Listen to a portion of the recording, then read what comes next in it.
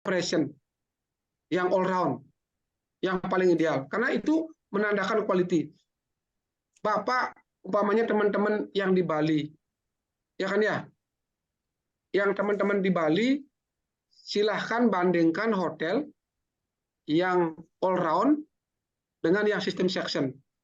Jadi yang hotel yang sudah mendekati 25 tahun, umpamanya Bapak punya kesempatan ke Grand Hyatt Bali yang sudah 25 tahun dengan sistem section, Bapak bisa lihat kondisi daripada plan room-nya, equipment-nya, Bapak bisa lihat lantainya, gitu. Bapak akan bisa memperlihatkan kalau ada tim maintenance juga tim operasional. Jadi pasti berbeda, Pak. Makanya yang ideal itu adalah chief engineering, asisten, sekretaris, tim maintenance, tim operation, sama sipil. Sipil itu harus ada berdiri sendiri, Pak. Ya kan? Karena sipil itu adalah rohnya, mukanya hotel. Muka itu harus pengecatan harus rutin gitu, Pak. Dalamnya itu adalah ME, luarnya itu adalah cat, Pak. Gitu ya. ME ini itu harus berbarengan, Pak. Kalau ingin hotel itu bagus, pasti sipilnya diperkuat. Bapak pamannya lihat, kalau Bapak lihat nanti ketemu Pak Wira Sutejo di Laguna, hotelnya sudah lama.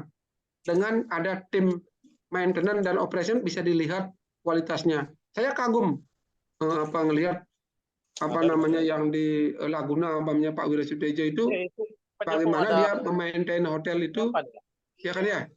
Gitu. Besar banyak. Gini, iya Pak Andri, kita harus dengan data. Jadi kalau kita berangkat dari membuat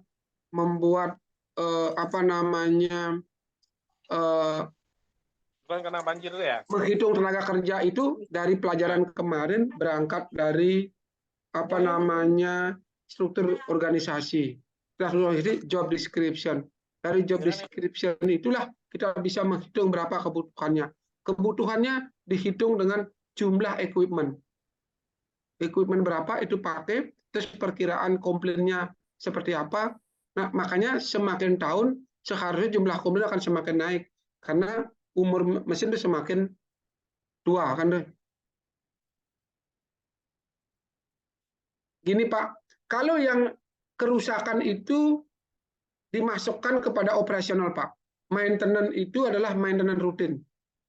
Tetapi kalau dia rusak parah, kan gini, karena di dalam maintenance itu kan ada namanya predictive maintenance. Predictive maintenance ini dengan checklist. Dari checklist ini kalau ada penyimpangan, umpamanya contohnya motor, getar dia, apa yang kita lihat, apa yang kita dengar, apa yang kita catat. Apa yang kita catat, parameter temperatur. Standarnya 45, tapi ternyata 60. Harus ada corrective maintenance. Jadi predictive, corrective. Corrective, perbaikan yang kecil-kecil. Nah, kalau terjadi breakdown, kerusakan itu langsung masuk ke breakdown maintenance. Karena kan ada preventive maintenance yang terschedule, yang barangnya belum rusak, tapi sudah harus di-maintenance berdasarkan waktu. Atau berdasarkan pengukuran. Kalau pamannya FCU kan berdasarkan pengukuran.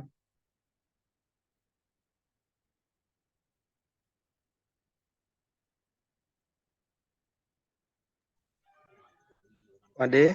Iya Pak. Mohon izin bertanya Pak Made. Iya Pak. Saya Dewalid. Iya Pak Dewa. Siapa? Ini tentang maintenance Pak ya? Ya. Jadi saya lihat sudah banyak sekali perusahaan-perusahaan itu sudah menggantikan jasa staf menggunakan pihak kedua atau outsourcing vendor. Ini pertanyaan saya, apakah pemimpin itu tidak percaya atas kemampuan stafnya? Karena kalau di Pak Made bahas tadi itu tentang anggaran kan, budget. Ya. Tapi nyatanya saya pernah bekerja sebagai staf outsourcing itu nilai kontraknya itu jauh dari salary kita. Saya 2 orang dibayar kurang lebih 3 juta per orang, tapi kontrak yang masuk itu 15 juta. Jadi sangat disayangkan kan masih ada beberapa budget yang mungkin bisa digunakan untuk menambahkan staf. Nah ini yang saya prihatin di mana hampir 40% jasa staf engineering sudah digantikan oleh pihak kedua. Nah, pertanyaan saya, solusinya seperti apa, Pak? Seperti itu. Ya, Oke. ya kembali kepada kita itu dah kembali ke by data. By data. Jadi seorang chief engineering itu kan harus, kenapa kita chief engineering ini kan manajemen harus by data. Jadi ketika kita bicara kondisi seperti yang dialami, jadi harus dibandingkan dengan kondisi equipment saat ini. Dalam bentuk Excel dipoto, ini kondisinya ini kondisinya begini. Terus diupdate kondisi mesin-mesin itu. Ya kan ya? Karena kadang-kadang pemimpin GM kita itu tidak pernah turun, tetapi dia hanya di kantornya.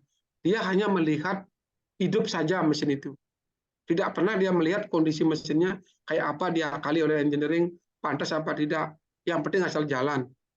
Begitu. Tapi kalau menurut saya tetap dihitung jumlah maningnya yang pas dengan budget segini, hitung nih dengan budget segini. Terus kalau tahu umpamanya budget outsource-nya itu seperti itu, dibandingkan, itu namanya life cycle cost analysis. Kalau kita maintenance dengan in-house kayak gini, dengan outsource budgetnya segini, dengan hasil equipment di foto-foto seperti ini, saya usulkan seperti ini. Kalau itu tidak diterima, itu kan persoalan lain lagi. Jadi ada sesuatu yang di luar kontrol kita gitu. Padahal kalau kita dengan data, dengan LCC, life cycle cost analysis, itu membandingkan antara usulan dengan actual, kalau ada perbandingan. Tapi kalau itu tidak dilaksanakan, umpamanya kan saya pernah melakukan LCC life cycle cost analysis seperti elevator gitu. Kan selama ini kan owner saya itu selalu berpikir yang paling murah. Ternyata setelah di LCC, di life cycle cost analysis, biaya pembeliannya memang murah. Tapi biaya operasional ternyata tinggi. Setelah dalam waktu masa pakainya selama 10 tahun, itu ternyata lebih murah yang paling mahal. Akhirnya dia beli yang paling mahal. Yang paling mahal dibeli. Jadi ketika kita bicara life cycle cost analysis, ya saya juga pernah life cycle cost analysis chiller. Yang paling terakhir lip. Itu akhirnya lip yang paling mahal yang dibeli, bukan yang paling murah. Jadi kita harus memang kalau teknisi tantangannya adalah kita harus bisa membandingkan actual yang kenyataannya dengan usulan. Kalau ada pembandingnya itu, saya rasa kalau dengan foto-foto pastinya. Kalau gedung apartemen dan gedung office, ya kan bagaimana cara menghitung kebutuhan karyawannya. Ini karyawan untuk engineering departemen, kalau engineering departemennya itu berdasarkan daripada tetap jumlah equipment, Pak. Jumlah equipment dan juga operasional. Kalau komplain-komplainnya tuh berapa kira-kira, berapa kebutuhannya, kan karena kan kalau gedung, office, dan apartemen sama aja, Pak, pasti punya pompa, pasti yang dipelihara rutin, non-rutin. Kan tadi saya bilang yang rutin sama non-rutin. Kalau non-rutin kayak genset kan non-rutin. Kalau AC kan rutin. Itu aja, nanti kalau ketemu yang non-rutinnya, stop yang rutin, pindahkan ke non-rutin. Yang rutinnya di stop, pindahkan ke non-rutin 1 hari umpamanya. Jadi yang rutin terus dikerjakan, ketika ada kebutuhan yang non-rutin, ya pindahin, gitu aja rumusnya. Pak Made, Ya Pak. nambah yang tadi, Pak. mungkin tadi Pak Dewa Ali tadi salah main power outsourcing itu loh Pak. Iya. Hah? Kenapa Pak, ya? mau sedikit diskusi Sebenarnya tadi tambah. kalau dari outsourcing itu, ya Pak, silakan Pak. Iya kan tadi masalah kok lebih mahal ya kalau dihitung, misalnya budgetnya kalau pakai in-house kayaknya sekian juta, pakai outsourcing atau pihak ketiga lebih mahal. Kan sekarang kan Yang pertama sih masalah undang-undangnya kan sekarang kan Omnibus Law kan harus 2 tahun harus diangkat tetap ya pertama. Jadi itu pasti kalau mau dibilang budgetnya lebih tinggi yang outsourcing pun juga sebenarnya tidak karena yang kita hitung kan kita hanya gaji kita yang take home pay kan kita nggak hitung berapa pajak, berapa BPJS, berapa allowance dan lain-lain kan gitu. Kalau dihitung itu sebenarnya secara overall masih lebih tinggi kita yang in-house misalnya begitu ya. Karena kita ada lain-lainnya. Terus yang kedua juga kenapa sekarang perusahaan banyak memilih memilih menggunakan outsourcing. Nah, ini masalah disiplin salah satunya kan gitu. Kalau pakai in-house yang sudah kontrak ataupun sudah jadi permanen itu kan ketika mau dikeluarkan, ketika ini sebenarnya kan butuh proses, ada 1 sampai 3 SP harus 3 gitu kan, dan baru bisa dikeluarkan kan begitu. Tetapi ketika kita menggunakan outsourcing, kita lihat kinerjanya anak orang yang kerja tidak bagus, kita bisa minta itu pun juga diganti kan begitu, tanpa perlu menunggu proses SPSP kan begitu, karena dia sifatnya kan outsourcing. Nah, jadi mungkin kalau dari secara keseluruhan perusahaan kan jangka jangka panjangnya ke belakang. Kalau saya hire yang permanen ataupun kontrak ataupun yang lainnya, selain outsourcing ya pasti ada biaya-biaya belakang yang lebih bengkak nanti. Kalau kapal permanen lah, kan berapa biaya nanti ketika pensiun misalnya ya. Ataupun kontrak misalnya tadi, konsekuensi tadi untuk diputus kontrak tiba-tiba kan tidak mungkin. Nah, tapi kalau dengan outsourcing tadi ya bisa segala macam bisa dilakukan untuk kinerja. Kita bisa lebih tekankan untuk kinerjanya. Ya kan, kita tidak perlu juga apa namanya mengatur semua karyawan yang ada. Kita cukup mengontrol misalnya siapa sih koordinatornya di situ kan dari outsourcing kan siapa kepalanya. Itu sudah cukup buat kita. Tapi sekali lagi ya ini pandangan, tapi lebih prepare semua kan maunya kan pekerjaan tetap, kontrak ataupun permanen kan dengan diangkat perusahaan gitu kan. Tapi sekali lagi memang kembali ke kinerja kita tunjukin dah kinerja kita bagus. Dengan kita jadi karyawan tetap kita bisa lebih bagus dah hasilnya atau daripada yang outsourcingan begitu. Itu sih Pak. Ya, terima kasih banyak Pak Beli. Makasih banyak. Itu sebenarnya kan gini. Memang sih sebenarnya kalau housekeeping, kalau F&B itu kalau outsource mungkin lebih relevan lah. Tapi Iya, memang kalau engineering yang full skill, memang kalau di outsourcing itu untuk mendapatkan tenaga yang full skill kan susah. Paling helper-helper aja. Gitu kan ya. Tapi kalau jadi tukang AC kan pasti tidak bisa. Itulah memang benar. Itu tantangan terberat daripada teman-teman di engineering itu mendorong harus tetap pada posisi yang terbaik ini karena kalau terlalu banyak pakai outsource itu kecuali kontrak maintenance bidang AC keseluruhan dengan CP yang ahli di bidang AC kan nggak masalah tapi kadang-kadang outsource-nya itu tenaga yang non skill dikasih ya Pak Beli ya kadang-kadang kan ya itu ya tantangan betul. terberat itu dikasih non skill untuk dipakai padahal kita membutuhkan tenaga skill kan itu tapi Pak Doni Sihombing gimana Pak dengan 49 tahun hotelnya itu masih running bagus Pak? Ada alat-alat yang masih dari sejak awal Pak?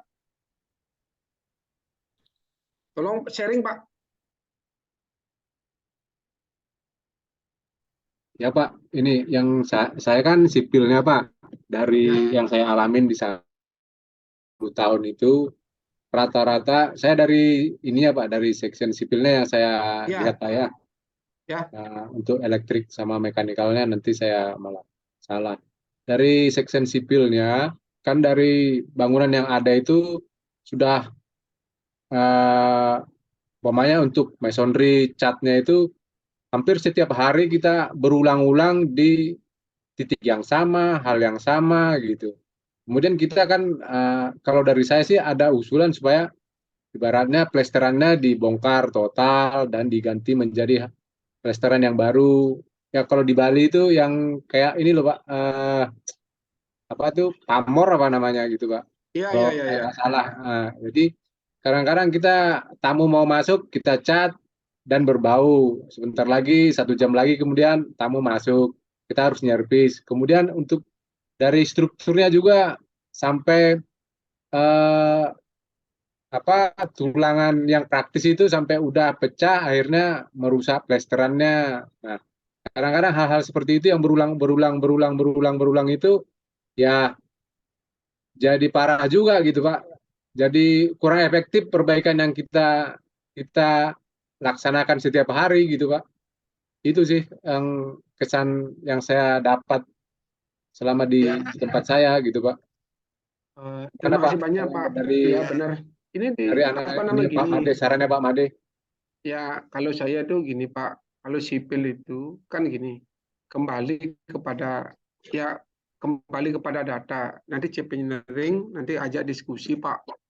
Kira-kira selama setahun itu perbaikan itu berapa sih dananya Pak? Selama setahun ini. Tapi kalau seandainya dilakukan perbaikan next year dibudgetkan sebanyak itu, tetapi garansinya umpamanya 5 tahun tidak rusak, 5 tahun nih Pak, tidak rusak. Kan cari garansi nih, kalau tema itu garansi kecil apa 5 tahun, itu dibandingkan, itu kan tugas kita daripada CP Engineering untuk mencari solusi. Kadang-kadang itu JM kita itu faktor kebiasaan Pak. Kebiasaan udah itu, sedangkan CP Engineering tidak pernah menganalisis kalau seandainya diperbaiki dengan menghitung jumlah biayanya setahun itu Pak. Selama ini saya seperti itu, melakukannya selalu dengan analisa data. Kan kalau terus-terusan seperti itu kan Bapak kan kosnya tinggi, tenaga kerjanya terus-menerus ngerjain itu ya tiap hari kan Pak. Padahal sebenarnya itu kan tiap 5 tahun harusnya Pak. Ya Pak ya. Ya betul Pak. Artinya ada yang saya tahu sih ada umur rencana lah. Tidak hal-hal yang sama dikerjakan cuman beberapa jam, cuman beberapa hari, kan itu bukan umur rencana. Ya, Saya pikir begitu. benar Pak. Harusnya Ya, ada analisa Pak. Ada analisa. Nanti pimpinan tuh engineering harus analisis itu. ya betul Pak. Ya itu kadang-kadang mental itu Pak yang saya dapat tuh kayak apa? Ada gunanya juga gitu Pak. Nah, heran juga saya gitu. Nggak ngerti saya kadang-kadang. Ya, bagaimana caranya menghitung tim untuk handle komplain karena ini yang terjadi di luar plan schedule. Kalau umpamanya hotelnya, kalau dia plan schedule itu gini Pak, kalau menghitung plan schedule itu pertama berangkat dari komplain dulu Pak. Komplain itu dikelompokkan. Tidak bisa kita memplan schedule itu hanya karena jumlah orang 2. Harus pertama jumlah komplain sudah tahu, umpamanya nih, komplain terbanyak itulah AC. Jadi kalau kita sukses menjadi pemimpin, berarti pastikan setiap shift itu ada orang AC. Kalau tidak punya orang AC, terus bagaimana? Itulah tugas pemimpin untuk melatih seluruh orang engineer itu supaya bisa AC. Setiap shift itu ada yang mengetahui tentang AC. Kalau umpamanya sipilnya terlalu banyak, jadi harus ada orang sipil tiap shift. Jadi plan schedule itu berangkat dari bagaimana kita mengelompokkan daripada komplain itu. Plumbing, listrik, AC, sipil dikelompokkan, mana yang tertinggi. Itu yang kita harus fokuskan. Kalau kita tidak punya orang, kita harus melakukan pelatihan. Kan gitu. Jadi untuk menghitung komplain itu harus mengelompokkan komplain. Dari komplain itu berapa komplainnya, berapa lama pengerjaannya, itulah nanti di rumus pertama pakai komplainnya berapa. Jadi rata-rata berapa. Berarti jumlah orangnya segini kebutuhannya. Tapi untuk mengurangi itu ya kan harus ada preventive maintenance. Makanya kalau tidak ada preventive maintenance, itu orang operasional itu hanya bisa melakukan perbaikan tanpa bisa mencegah. Makanya orang operasional itu betul-betul berat kalau dia pasti banyak orang dibutuhkan kalau tidak ada tim maintenance di belakangnya. Itu sudah pasti Pak. Sama dengan room kalau tidak ada orang maintenance ya kan, atau orang yang handyman, setiap tamunya check out harus ada yang ngecek kerannya, lampunya mati. Kalau tidak ada begitu, orang shift sore itu setengah mati kerjanya. Begitu tamunya check-in di sore hari, komplain stres yang sore. Karena kenapa? Tidak ada orang yang di jam 1 itu ngecek AC setiap tamu itu check out, kerannya, lampunya gitu. Ya,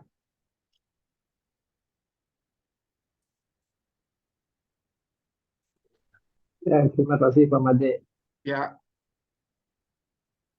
Jadi apa namanya? Kalau kita di hotel supaya sukses itu kan bicara SWOT, Pak. SWOT. Strength, kekuatan diri kita, kelemahan diri kita, kesempatan diri kita, ya kan, ancaman kepada diri kita. Kalau ketika kita bicara engineering department, yang paling kita bisa adalah beradaptasi, Pak. Makanya ada pertanyaan, kenapa seseorang itu bisa ada yang bekerja cuma 3 bulan langsung pergi, ada 6 bulan pergi, tapi ada yang 10 tahun bertahan dia. Karena orang-orang yang mampu seperti bilang tadi, nyaman dia bekerja karena mampu beradaptasi, Pak. Beradaptasi. Itulah. Umpamanya di engineering, umpamanya masalahnya AC, berarti kita harus berjuang belajar AC sampai bisa solusinya itu kita dihargai, kita akan lama bekerja.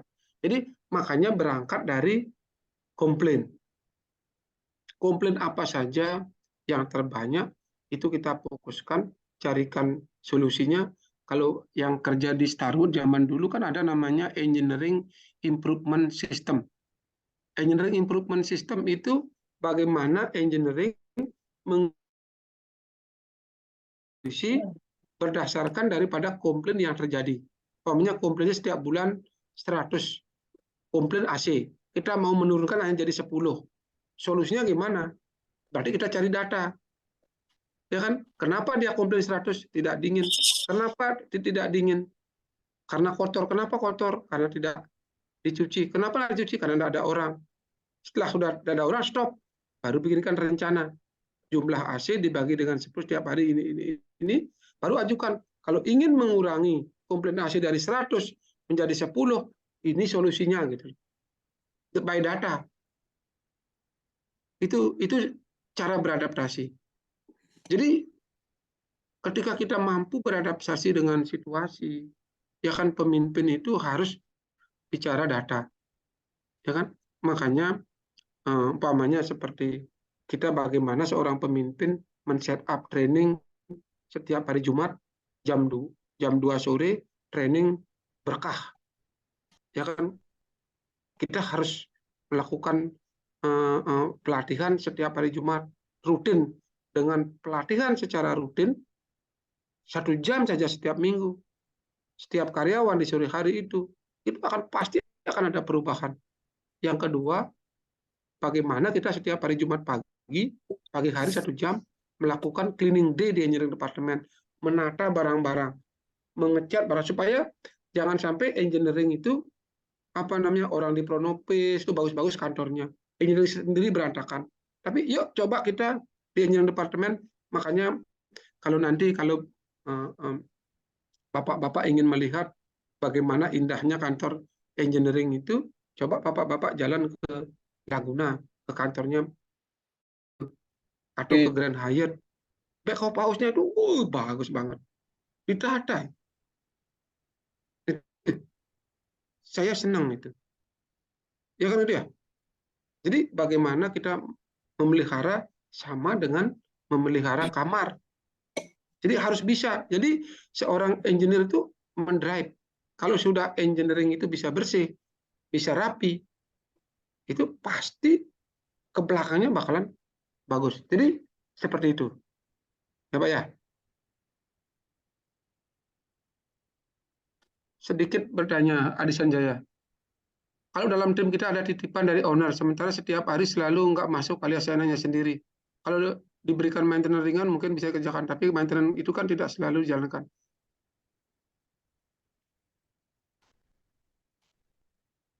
Nah, ini yang paling menarik itu, karena kan owner itu yang punya gedung, seperti kita pengalaman, harus sekian persen pekerjanya adalah dari lingkungan hotel tersebut. Kan terjadi ya. Itu terjadi. Nah, kalau terjadi seperti ini, ya kan ya, kembali kepada by data. Kita jadi pemimpin itu sepanjang di jalur yang tepat, ya kan, dengan by data. Kita punya pimpinan, kita punya HRD, tunjukkan. Kalau apalagi seharusnya waktu masuk itu sebagai cawapresnya harus memberitahu ini adalah titipannya owner. Jadi ketika kita bicara titipan owner, kamu harus kerja melebihi dari orang yang bukan titipannya owner, karena akan menjadi contoh.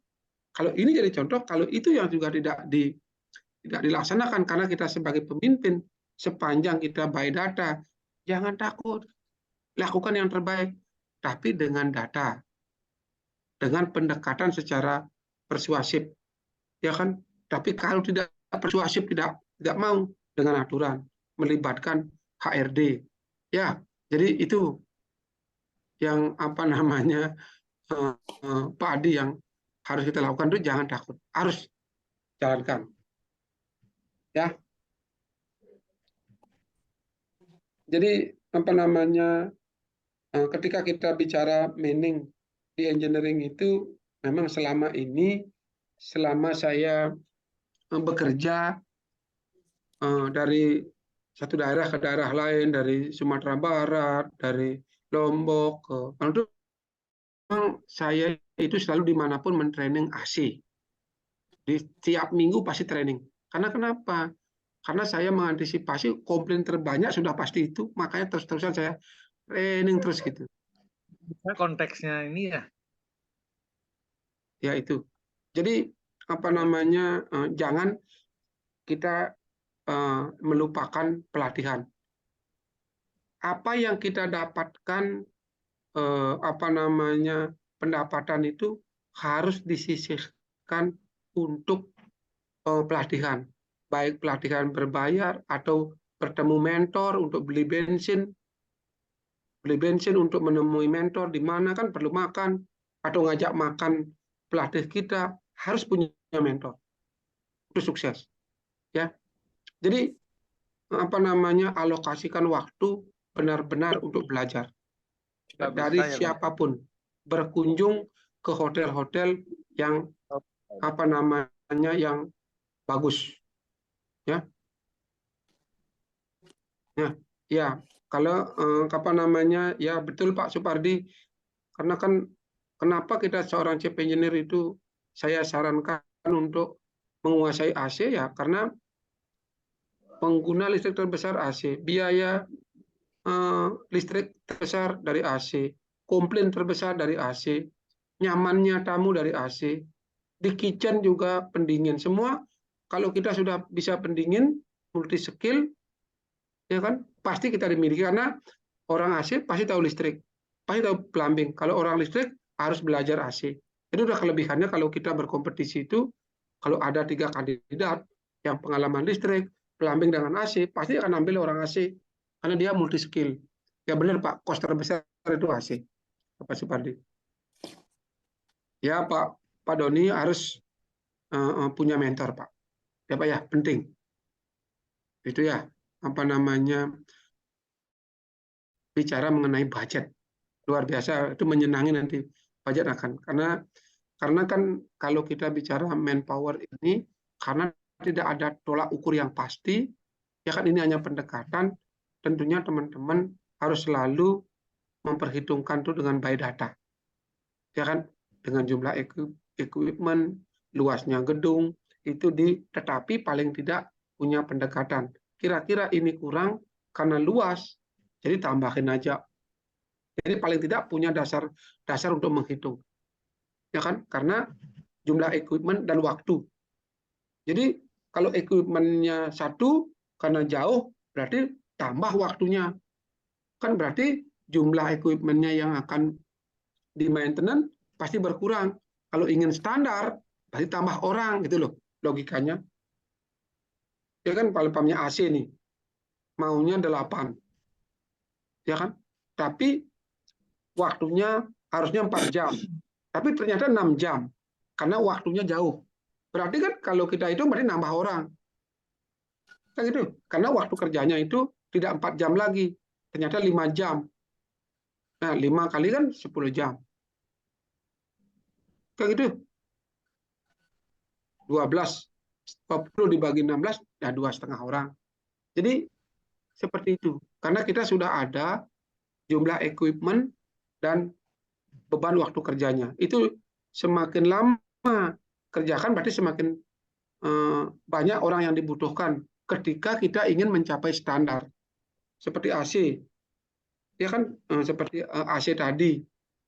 Ya kan? Kalau kita ingin 8 unit per hari, ya kan ya, dengan waktu 2 jam per unit, ya kan, berarti kan 16 jam perlunya. Tapi kalau ternyata naik, ya 3 jam, berarti lebih banyak orang. Itu aja. Jadi pendekatannya pasti bisa.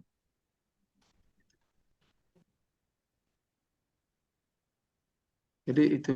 Ya, nanti modulnya akan dikirim oleh Pak Asyadi. Tentunya kalau ada yang kurang-kurang disempurnakan, nanti kita diskusikan lagi. Karena ini baru pertama kali. Ya. Ini lagi Pak, ini di luar tema.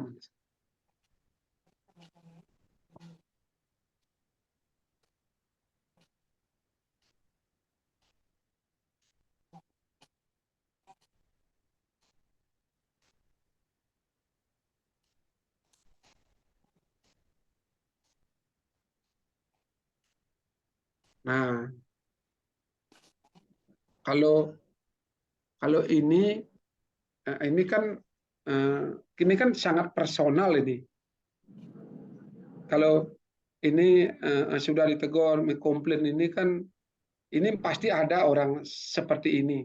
Pasti ada. Ini kan, inilah fungsinya. Mungkin dia tidak pernah menerima job desk, job description. Kalau seperti ini.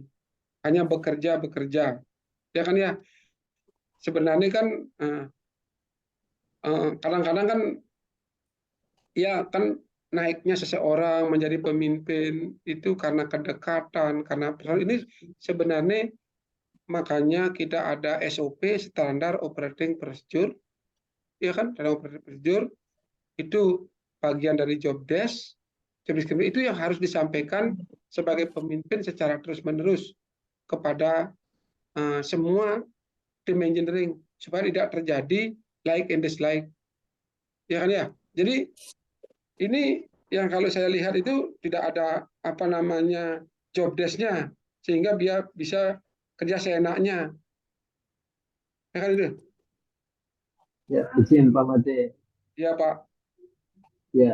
Ya, Pak, itu udah ada job desk Pak, udah ada job desk. Cuman karena dia merasa dilindungi sama section head, jadi dia berulah Pak, kalau ada kesalahan. Suaranya kurang nggak jelas Pak. Ya, halo Pak Made, jelas ya? Ya udah, coba. Oke. Ya, itu sudah ada job desk Pak sebenarnya. Briefing juga briefing. Iya, pasti tidak ada job desk nih Pak. Ya. Mimpin tiap pagi briefing. Cuman dia sendiri pada saat melaksanakan tugas itu selalu melenceng kabur-kaburan gitu Pak Madena. Dia merojek gitu Pak Madena. Ada beberapa temuan, aduan juga dari penghuni, tapi dia sendiri dari SP juga sudah pernah, cuman selalu dilindungi sama section head gitu loh. Jadi dia lebih bersyarat kayaknya lebih semau sendiri gitu loh kerjanya gitu. Beberapa kali komplain kita sudah disampaikan, analisa selalu salah gitu Pak Made. Nah itu saya sampaikan, tapi ya seperti itu Pak Made, selalu dilindungi sama section head. Jadi merasa jadi dia berbesar kepala gitu loh Pak Made. Nah itu solusinya juga untuk ngatasin orang-orang seperti itu. Karena merasa dilindungi, jadi dia semau saya gitu, semau gue gitu. Ada yang personal itu kan Pak ya, sangat personal itu. Jadi membawa personal ke pekerjaan itu yang salah Pak. Betul, Pak. Apalagi masalahnya ngajarin anak-anaknya Pak untuk project. Nah itu yang itu lebih parah Pak Made. Nah itu data begitu masih dilindungi itu Pak Made. Nah, itu gimana solusinya mengatasin seperti itu gitu. Karena Ya memang sudah sih beberapa kali ditindak tegas, kasih surat pernyataan ya, anggaplah saya kasih materai 10.000, itu pun dari section headnya nggak mau tanda tangan Pak Made untuk istilahnya mendukung itu. Gitu. ya apa namanya ya Pak, kadang-kadang itu harus kita terus mencari strategi supaya bisa tepat karena menghadapi seperti itu sebenarnya jawab saja. Nah, Pak Supardi ini ya memang sih seperti Pak Supardi usulkan bisa juga kalau kita jadi pemimpin Pak dengan waktu appraisal head to one satu persatu itu pada appraisal itu, tetapi Bapak harus punya catatan rekod daripada setiap karyawan. Dia melakukan apa yang bagus, yang jelek, itu harus direkod supaya nanti ketika penilaian kita bisa buka itu. Saya menilai ini karena begini. Seperti Pak Supardi bilang, mainkan aja pada saat appraisal, tapi tetap di backup dengan data, ditulis setiap karyawan itu kesalahannya ini, kesalahannya ini, kesalahannya ini. Ya kan itu nanti pada saat itu mainkan aja. Tapi harus Bapak backup data, nggak bisa hanya ngomong aja Pak, harus buka komputer, tunjukin dia. Ya. Nah, kalau AC itu kebanyakan di outsource, nah ini tantangan Pak. Kenapa sering di outsource? Karena sulitnya mencari ahli AC untuk hotel, sehingga di outsource. Tapi kalau pamannya kita cukup, karena kan pekerjaan yang paling reguler setiap hari kan cleaning AC. Makanya karena cleaning AC cenderung di outsource-kan, karena cleaning AC-nya. Jadi kalau kerusakan tetap oleh engineering. Jadi untuk itu sebenarnya kalau kita mau training secara baik, punya tim, dibagusin, pasti tidak akan di outsource Pak. Karena kalau kita bisa AC itu lebih cepat kita berkarir.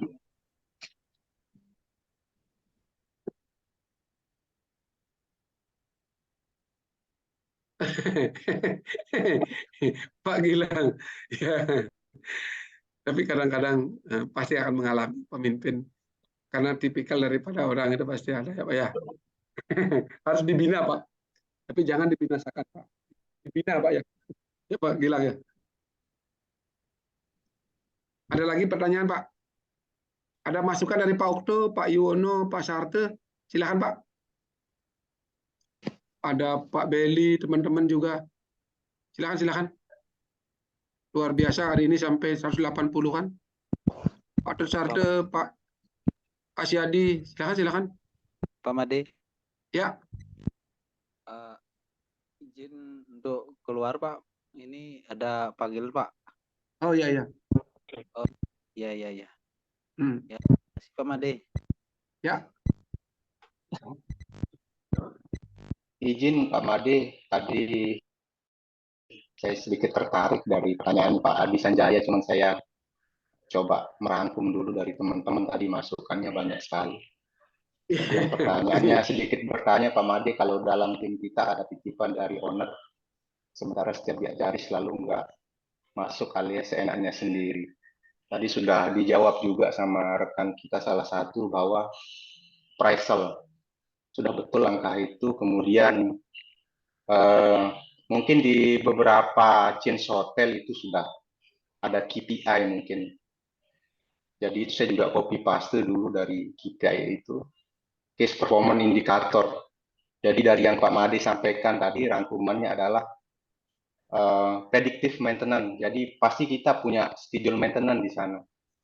Dari schedule maintenance itu si staf A sampai Z misalnya itu kita tugaskan untuk maintenance apa per hari itu. Jadi dari performance-nya itu bisa kelihatan dari sana. Dari sanalah munculnya si appraisal itu nanti. Di appraisal itu kita tuangkan, mau dia titipan owner ya kita bicara data apa adanya bahwa dia tidak perform begitu. Pak Koya sesenjuari tampil ke Griau ke jero. Ya, semangku, kok tangkil. Waduh. Ya, masukin ke tengah. Siapa sih main? Oh, saya nggak mau. Mang Natario malu. Pak Adi Sanjaya mungkin bisa dicerna Pak ya.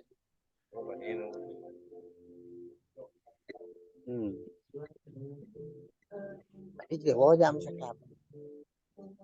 Tong menyatu. Ya, mau sakapnya jutaan gitu. Aurat uji itu.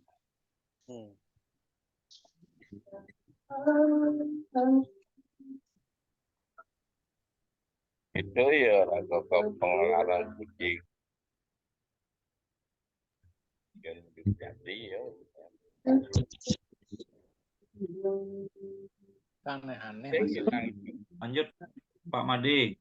Ada dari beliau, ada itu. Masalahnya ada kepentingan di balik kepentingan pribadi jadi susah. KPI ada Pak, tapi nggak bisa transparansi. KPI ini kan pemimpinnya yang mengkolek datanya Pak. Kan kita yang memprediksi schedule dari Pak Nyoman Saputra. Pak Nyoman Saputra. Tadi Biuta. Dipakat dong itu. Di mute dari hostnya aja bisa kali Pak. Bisa. Loh.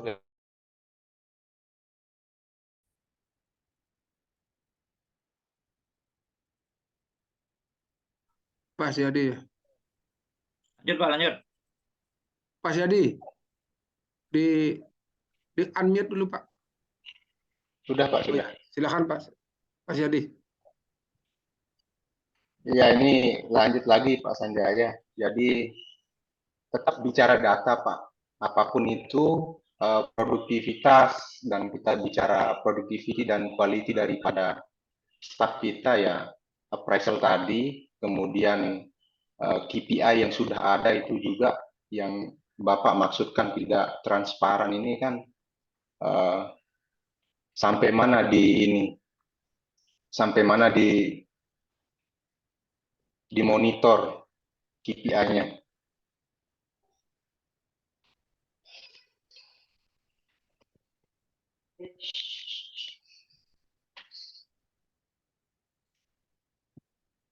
Pak Adi hilang.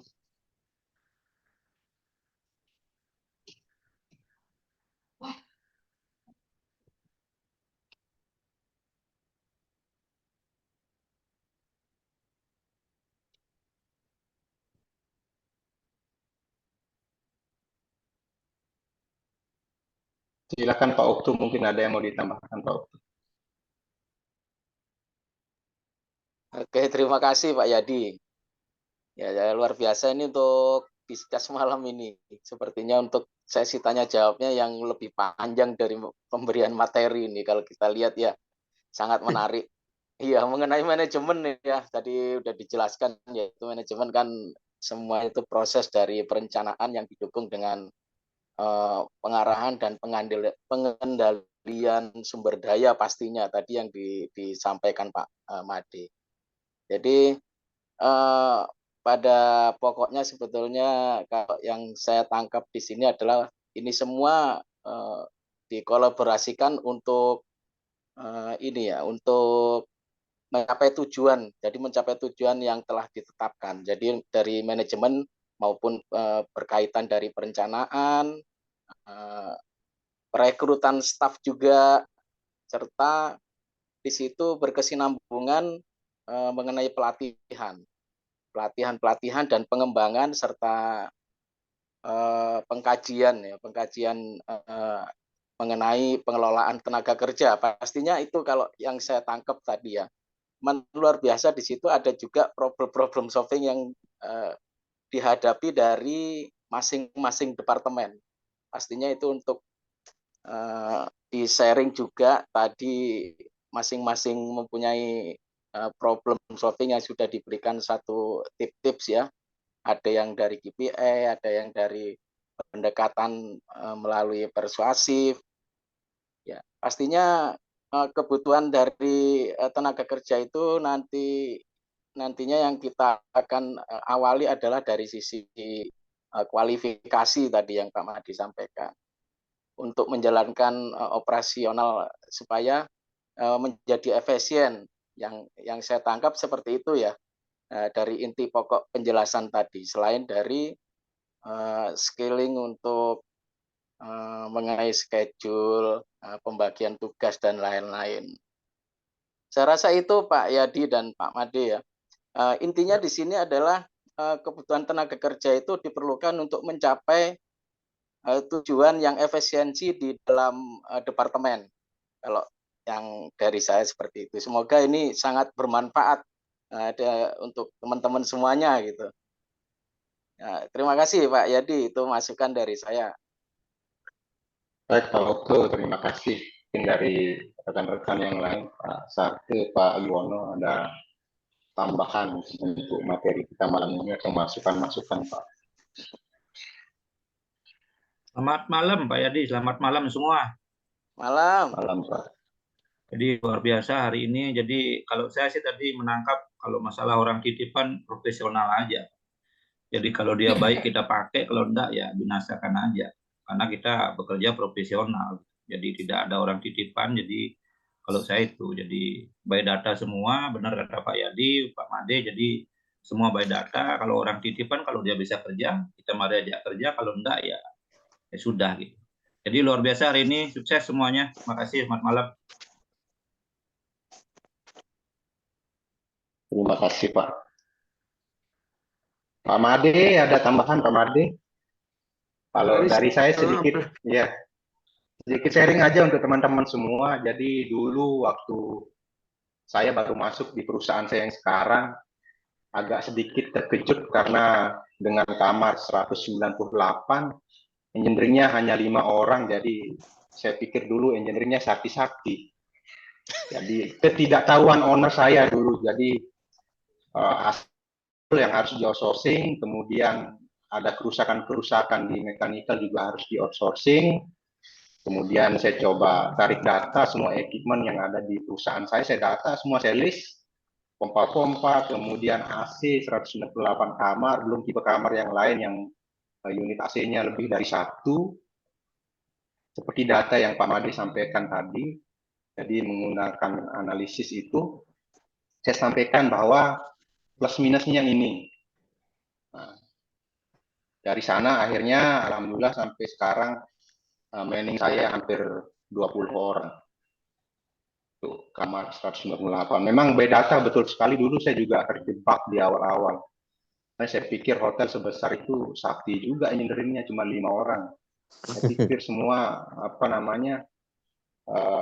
memang apalagi ownernya China itu agak harus memang data. Kita tidak bisa menyampaikan secara verbal. Jadi di list dulu semua equipment yang ada di perusahaannya. Tadi untuk hitung-hitungan pengerjaan AC sudah disampaikan sama Pak Made. Kemudian pekerjaan-pekerjaan yang lain, apalagi hotel bisnis yang punya meeting room, ballroom, itu harus ada staff yang in charge di sana. Itu juga kita masukkan semua. Belum yang handle komplain, kemudian predictive maintenance tadi harus jalan, itu dibuatkan jadwalnya, baru kita ajukan ke GM. Nah, dari sana itu ya masalah lain nanti mau ditolak atau tidak. Yang jelas kita sudah sampaikan, kalau tidak dirawat equipment-nya ya resikonya adalah equipment-nya akan cepat rusak. Kemudian biaya listrik pasti akan lebih tinggi. Ini yang harus disampaikan. Tentunya AC tadi ya itu paling tinggi cost-nya, tadi teman-teman ada yang sampaikan seperti demikian. Sudah betul itu. Jadi itu tambahan dari saya sedikit, Pak Made. Terima kasih. Ya, senang sekali Pak Asyadi, kan seperti saya bilang, memang harus semuanya berangkat dari data. Nanti kalau sudah data ada, tinggal sesuaikan waktu pencapaiannya, akan dapat meaning yang tepat. Jadi asal sudah ada list, seperti yang tadi list data tahunan, bulanan, mingguan, dan harian, itu setelah itu diatur waktunya, dapat dah.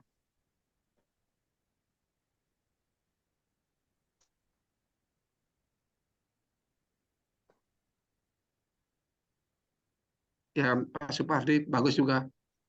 Memang rotasi, karena kan gini Pak, kadang-kadang dia bekerja itu karena tidak hobinya, itu kadang-kadang perlu dirotasi. Kalau kita tahu umpamanya apa skillnya, kita bisa pindahkan seperti Pak Supardi. Kan itu juga solusi yang terbaik. Kalau menghadapi orang seperti itu memang apa namanya perlu dirotasi juga Pak. Mungkin kalau dia senang berdiri ya pindahan ke security kan bisa saja Pak.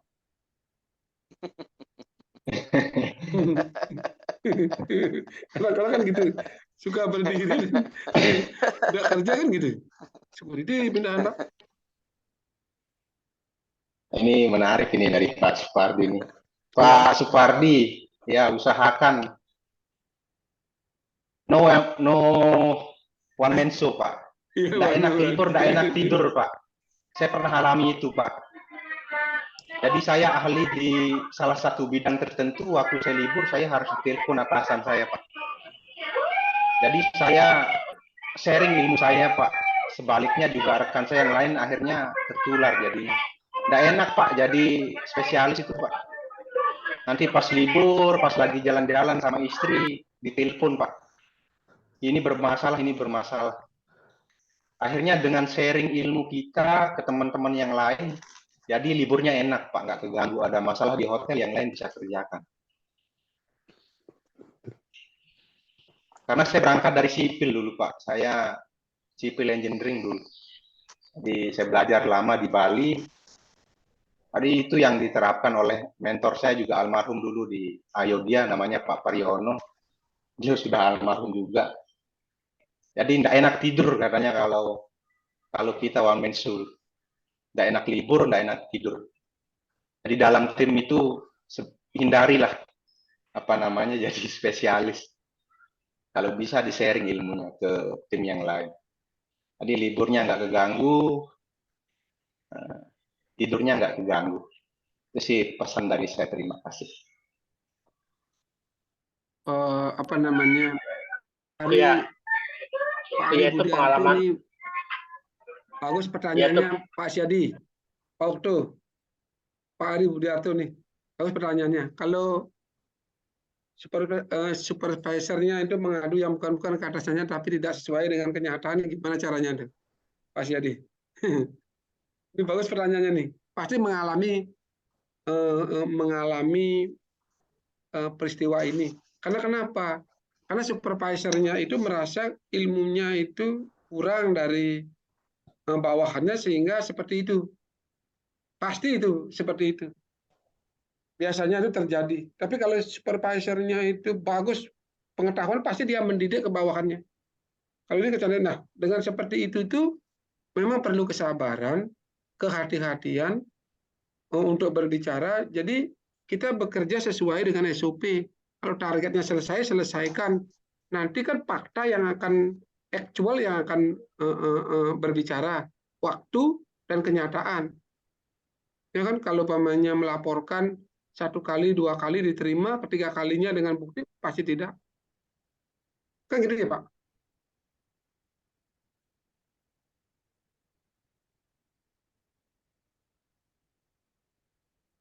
Itu. Ya apa namanya? Pak Ari harus gini dan ini Pak Ari harus tidak boleh dibicarakan kepada orang, kepada teman. Nanti kalau dibicarakan laporannya beda, nanti kita akan menjadi apa namanya bisa simpang siur. Lebih baik tahan, bekerja dengan baik, dengan tunjukkan sesuai dengan target. Setelah itu kan nanti 1 kali dilaporkan tidak sesuai dengan kenyataan, 2 kali lapor tidak sesuai kenyataan, ketiga kali pasti berubah. Karena kan sebenarnya yang mengukur kita bekerja kan berdasarkan KPI dan juga hasil kerja, Pak.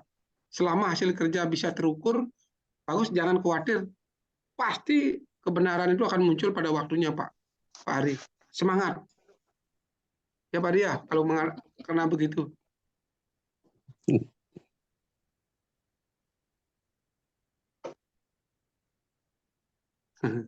Ya Pak ya. Jadi betul. Seperti itu. Kan punya itu Pak, dia itu ya tanpa sengaja kan dia buka WA web gitu ya di komputer saya. Nah, kebetulan kebuka, ya saya punya bukti-buktinya itu. Jadi saya foto buktinya. Selama ini sih saya diemin aja gitu sih, Pak. Ya kalau seperti itu itu dah dikontrol aja. Diri kita dikontrol, jangan ya kan Pak Beli, kira ada masukan Pak Beli? Silakan Pak Beli. Kalau ada. Cukup Pak Made, sudah ini Pak Made.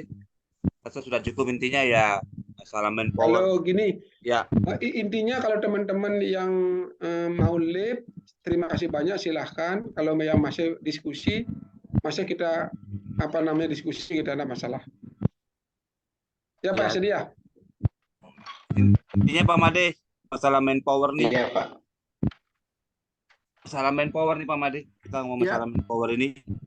Ya, saya kebetulan kan sudah di beberapa tempat bidang pekerjaan yang engineering ya, dari manufaktur, dari hotel ya, terus di apalagi ya bis club lah, terus tempak ya, Taman Safari, sama juga sekarang di mall.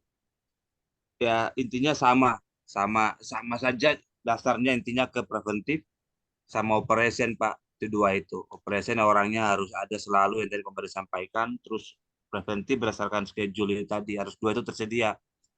Jadi kalau tanpa itu ya tidak bisa berhasil. Nah, karena kita kan seringkali hanya hitungnya kan hanya di sisi operation saya, sedangkan yang di sisi maintenance-nya kadang-kadang terlewat gitu kan. Itu yang kadang kita lupa, baik owner ataupun juga kadang-kadang hitungnya hanya operasi saja, pokoknya yang ngurusin kamar toh, tidak mau lihat yang di belakang. Kalau hotel misalnya ya hanya urusinya kamar, misalnya kalau mall urusinya komplain tenan misalnya, gitu kan. Tapi tidak lihat bagaimana dapurnya kan begitu.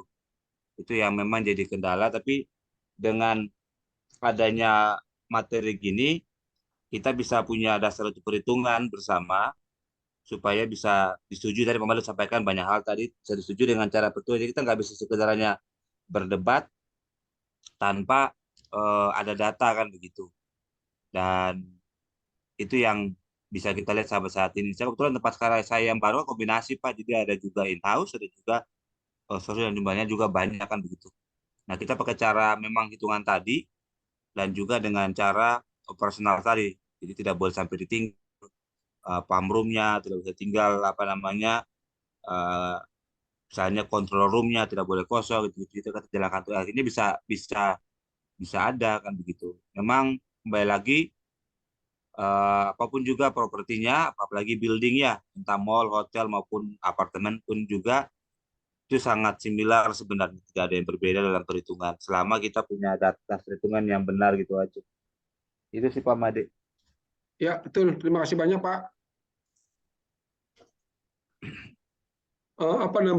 Pak Junaidi ini gini, apakah kemampuan skill individu bisa berpengaruh besar terhadap gaji teknisnya? Kan ada teknisi pengeluh.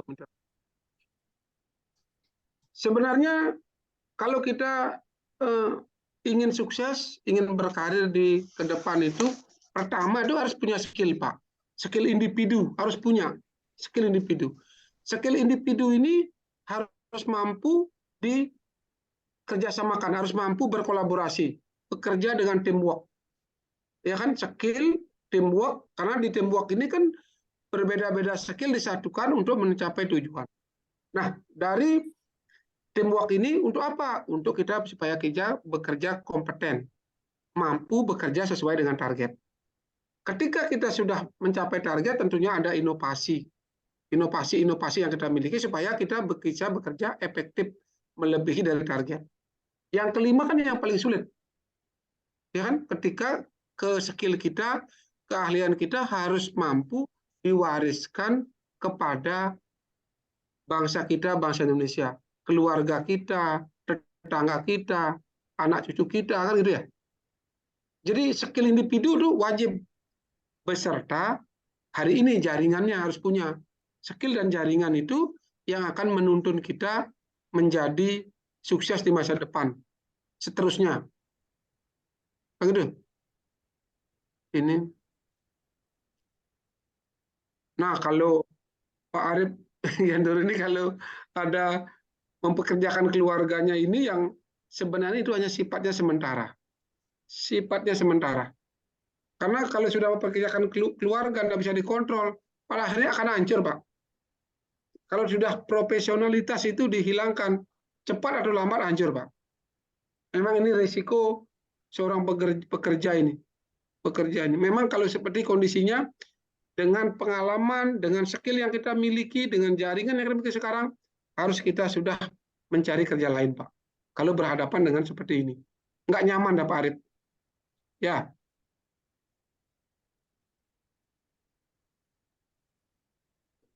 Skill. Karena gini, Pak Arif, ketika kita punya skill, yang dikatakan berhasil itu kita kerja baik itu ketika Pak Asyadi contohnya, dari Bali ke Lombok. Ya kan, kalau ada departemen lain pindah ke hotel lain dan kita diajak, berarti kita tandanya kita punya skill, punya loyalitas bekerja. Itu fungsi skill. Ya Pak ya. Kalau kita orang dalam itu sifatnya sementara aja, Pak. Tidak akan langgeng. Tetap skill dan jaringan yang akan menuntun kita menjadi sukses kelak.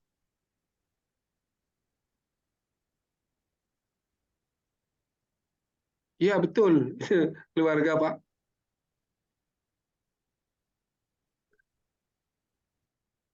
Memang tidak akan mungkin bisa Pak di HRD itu bekerja ada keluarga di seluruh departemen. Nggak bisa Pak. Kalau kita harus fair nih Pak.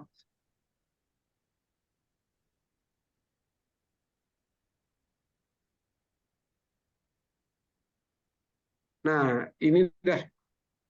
Kalau kita bicara gaji itu kan bicara skill Pak. Nanti memang kalau kita sudah punya skill, kita adu di tempat lain.